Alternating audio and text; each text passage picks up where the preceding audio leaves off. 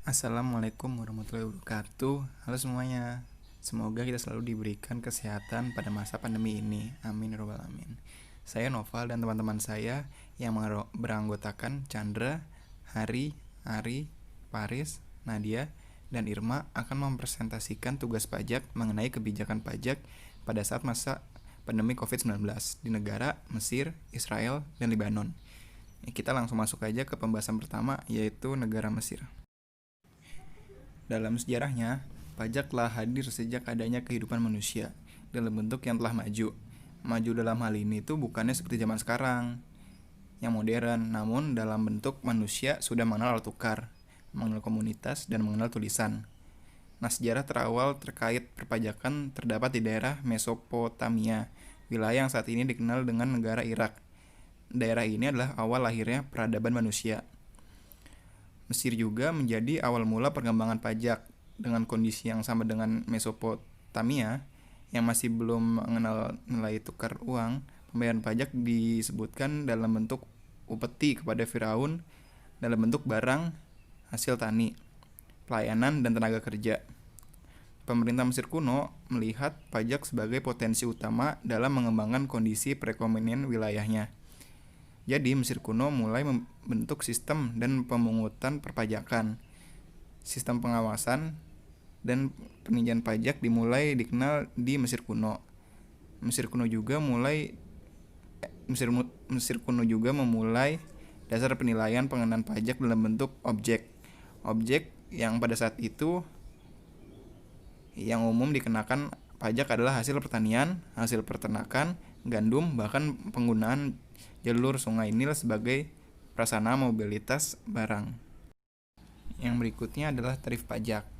Seperti yang diketahui, perekonomian Mesir ambruk setelah revolusi 2011 yang mengakibatkan ketidakstabilan politik sehingga membuat lari para pelonceng dan investasi asing, dua sumber utama pendapatan negaranya.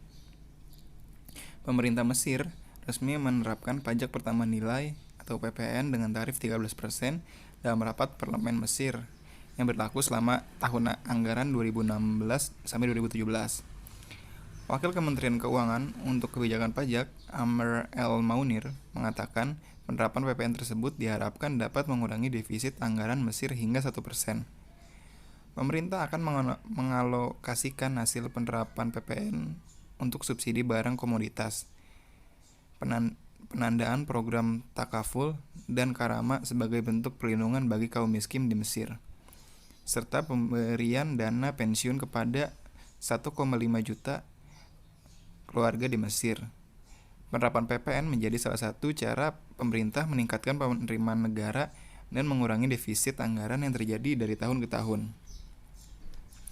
Lalu pemerintah Mesir juga mengenakan PPN pada barang dan jasa yang dahulu dibebaskan dari pengenaan pajak penjualan, seperti kayak sekolah dan universitas internasional. Namun, ada pula beberapa jenis barang dan jasa yang dibebaskan dari pengenaan pajak seperti teh dan gula. Dirjen Perdagangan Luar Negeri Kementerian Perdagangan atau Kemendag, Dodi Edward, memperkirakan VAT bakal meningkatkan pendapatan negara dan mengurangi defisit. Dan peraturan yang dibuat Mesir tersebut akan menaikkan tarif bea masuk impor dari semula 10% sampai 40% menjadi 20 sampai 60%, atau naik 2 sampai 6 kali lipat dari tarif sebelumnya yang diatur melalui Peraturan Presiden Nomor 25 Tahun 2016. Kenaikan bea masuk tersebut berlaku untuk 320 komoditas impor non-migas yang dikelompokkan dalam dua tipe, yaitu komoditas impor yang memiliki alternatif lokal termasuk barang sejenis dalam negeri dan barang konsumsi yang dapat langsung dijual ke konsumen. Halo semuanya, saya Nadia Agustin dengan NIM 2016-8132 ingin melanjutkan presentasi pada slide berikutnya mengenai kondisi Mesir pada saat ini atau pada masa pandemi COVID-19. Di sini dijelaskan, dari jumlah populasi Mesir pada 22 Oktober 2020 yaitu sebanyak 100.513.300 dan pada saat pembuatan video ini yaitu pada tanggal 28 Oktober 2020 terdapat 106.540 total kasus COVID yang diantaranya terdapat 1.438 kasus yang aktif. Lalu ada sebanyak 98.903 kasus yang pulih, dan yang terakhir ada 6.199 kasus yang meninggal. Tentunya itu semua sangat berbeda, cukup jauh dengan kondisi Indonesia yang saat ini sudah mencapai angka 300.092.934. Pada slide berikutnya dapat dijelaskan beberapa kebijakan Mesir pada saat ini. Yang pertama, pemerintah akan membebaskan pajak properti hotel selama 6 bulan. Yang kedua, untuk bidang real estate, pemerintah memberikan pembebasan pajak selama 3 bulan. Yang ketiga, untuk bidang manufaktur, pemerintah memberikan diskon harga gas alam dan listrik guna membantu pemulihan pasca pandemi. Yang keempat, terdapat pemerintah menangguhkan pajak atas lahan pertanian selama 3 tahun dan berakhir pada bulan depan. Namun, pandemi virus corona menjadi pertimbangan pemerintah dan DPR negara untuk memperpanjang kebijakan itu hingga 2022. Yang terakhir, kebijakan memangkas tarif pajak juga dilakukan sebagai salah satu cara untuk mengurangi efek negatif dari pandemi terhadap ekonomi. Misalnya memangkas tarif bea materai dan PPh dividen. Perkenalkan, nama saya Paris Hans Andre Simbolon dengan NIM 2016 80128 dari kelompok 1 ingin menjelaskan tentang kondisi Israel di tengah COVID-19 ini. Dengan adanya COVID-19 yang terjadi saat ini, banyak negara di dunia mengalami penurunan tingkat ekonomi nasional, peningkatan jumlah angka pengangguran, banyaknya perusahaan yang melakukan PHK akibat terhambatnya aliran masuk kas atau pendapatan perusahaan yang disebabkan adanya pembatasan kegiatan ekonomi seperti social and physical distancing dan lain sebagainya. Demi menstabilkan perekonomian negara dalam menghadapi COVID-19 ini, setiap negara memiliki kebijakan pajaknya sendiri.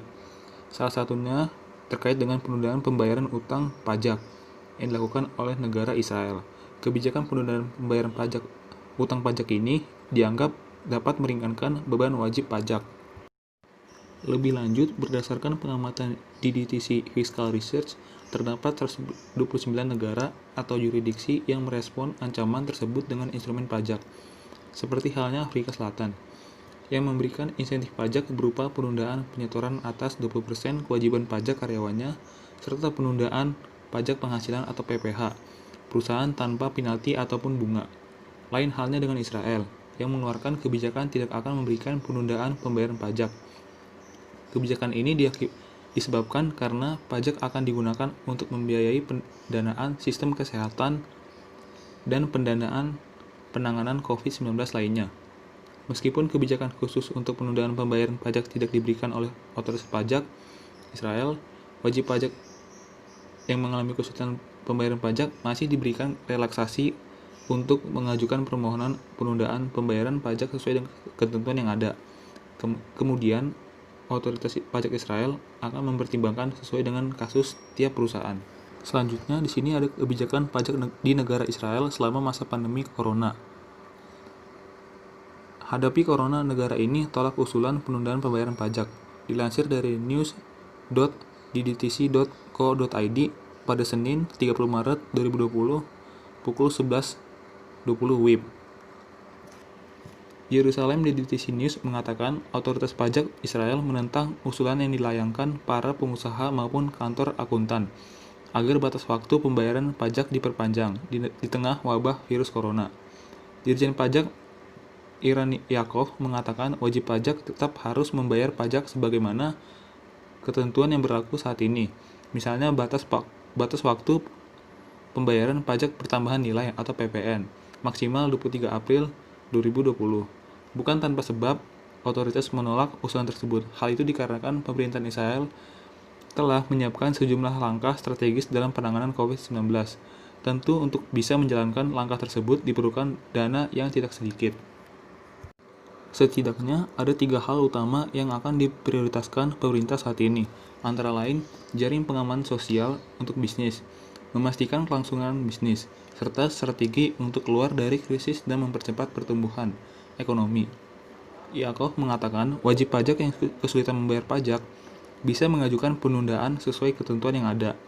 Nantinya, otoritas akan mempertimbangkan permohonan itu melalui pemeriksaan yang dilakukan terpisah setiap kasus. Dia juga meminta para akuntan untuk membantu para kliennya untuk mendapatkan fasilitas penundaan itu tanpa perlu ada kebijakan khusus seperti penundaan pembayaran pajak itu di tengah merebaknya corona. Meski begitu, otoritas pajak tetap memberikan relaksasi, diantaranya melonggarkan batas waktu penyampaian laporan dan penyesuaian pajak, serta menghapus denda keterlambatan. Ketentuan pajak jual beli perumahan juga telah direlaksasikan oleh pemerintah di negara Israel. Lalu di slide ini, saya akan menjelaskan kasus perpajakan di negara Israel. Gara-gara hindari bayar pajak, model Israel dijatuhi vonis sosial 9 bulan. Ini dilansir dari liputan6.com pada 15 September 2020 pukul 8 WIB. Liputan6.com Tel Aviv memberitakan seorang model Israel, Bar Rafaeli, harus menjalani masa hukuman selama 9 bulan, melakukan layanan sosial oleh pengadilan pajak pada Minggu 13 September lantaran menghindari pajak. Pengadilan juga memvonis ibunya, Zipi Rafaeli, dengan hukuman penjara 16 bulan. Demikian dikutip dari laman VOA Indonesia, Selasa 15 bulan 9 tahun 2020. Putusan ini mengakhiri kasus pengelakan pajak yang telah mencemarkan citra perempuan yang pernah dicintai sebagai ikon Israel ini. Pengadilan Israel pada Senin 20 Juli 2020 memutuskan bahwa Bar Rafaeli bersalah atas 4 dakwaan pelanggaran pajak. Keputusan tersebut menutup kasus penghindaran pajak yang berlarut-larut yang dihadapi Rafaeli dan keluarganya. Model berusia 35 tahun itu dan ibunya mengaku melakukan penghindaran pajak atas pendapatan senilai hampir 10 juta dolar. Menurut kesepakatan pengajuan bersalah yang ditantangani mereka dengan pihak berwenang bulan lalu, Rafaeli akan menjalani hukuman pengabdian masyarakat selama 9 bulan, sementara ibunya akan dipenjarakan selama 16 bulan. Keduanya juga dikenai denda 1,5 juta dolar selain harus mengembalikan hutang pajak mereka. Kemudian yang terakhir, saya akan menjelaskan tentang penyelesaian kasus pajak di Israel. Kasus pajak selesai. Model Israel ini bayar denda pajak sebesar 21 miliar rupiah.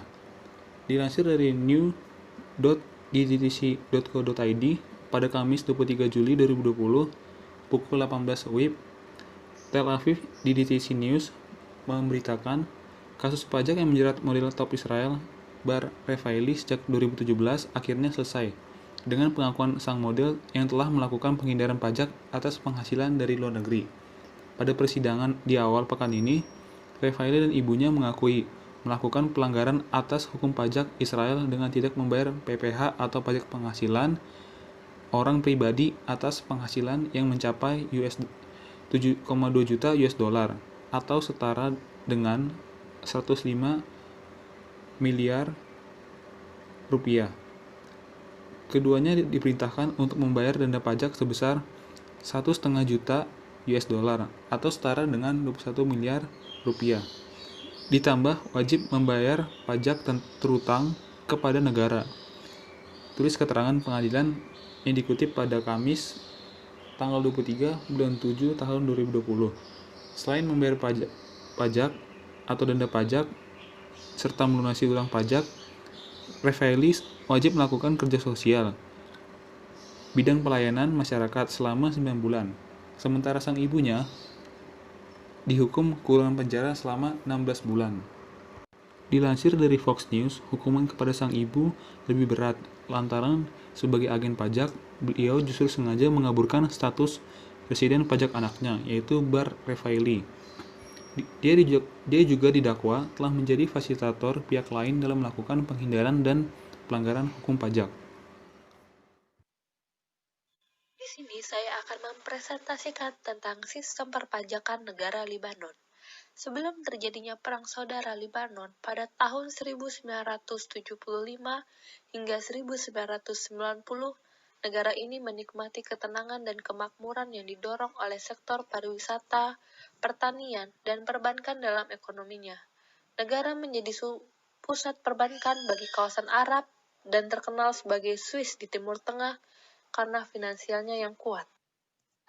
Salah satu masalah utama yang dihadapi oleh Lebanon adalah dampak ekonomi dan sosial dari krisis Suriah. Pasalnya, krisis tersebut membawa 200.000 warga Lebanon masuk dalam jurang kemiskinan. Dalam kondisi yang menantang ini, pertumbuhan PDB pada tahun 2015 Lebanon hanya sebesar 1,5%. Jumlah tersebut meningkat karena adanya dorongan paket stimulus dari Bank Sentral. Kementerian Keuangan Lebanon menetapkan tarif standar PPh badan sebesar 15%, sedangkan tarif PPh orang pribadi diberlakukan secara progresif.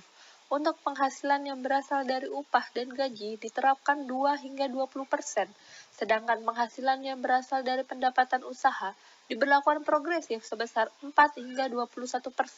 Standar PPN yang ditetapkan oleh Lebanon sebesar 10%. Namun, ada banyak pembebasan PPN, seperti yang digunakan untuk kebutuhan pokok, kesehatan, pendidikan, keuangan, asuransi, dan jasa perbankan, serta sewa properti. Tarif PPh bunga atas deposito bank dan obligasi ditetapkan sebesar 5%. Sementara itu, untuk pembayaran bunga lainnya akan dikenakan pajak sebesar 10%. Untuk tarif PPh royalti, Kementerian Keuangan Lebanon menetapkan tarif sebesar 7,5%. Hingga saat ini, Lebanon tidak menerapkan aturan Control Foreign Companies atau yang disebut CFC dan Thin Capitalization. Namun, Kementerian Keuangan Lebanon telah memberlakukan aturan Arm's Length Principle sebagai acuan dasar dalam menerapkan transfer pricing. Sebanyak 34 negara telah menandatangani aturan Tax Treaty atau nama lainnya P3B dengan Lebanon. Uraian dan keterangan. Sistem pemerintahan, politik, Republik Parlementer. PDB nominal US dollar 47.013 miliar di tahun 2015. Pertumbuhan ekonomi 1,5% di tahun 2015. Populasi 5,85 juta jiwa di tahun 2015. Tax ratio 14,4% di tahun 2015. Otoritas pajak Ministry of Finance. Sistem perpajakan Self-Assessment System. Tarif PPh badan sebesar 15%. Tarif PPh orang pribadi 4% sampai 21%. Tarif PPN 10%. Tarif pajak dividen 10%. Tarif pajak royalti 7,5%. Tarif bunga 10%, tax treaty sebanyak 34 negara. Demikian presentasi dari kelompok kami. Semoga dapat menjadi pembelajaran bagi kita semua dan mohon maaf jika ada kesalahan kata. Terima kasih semuanya.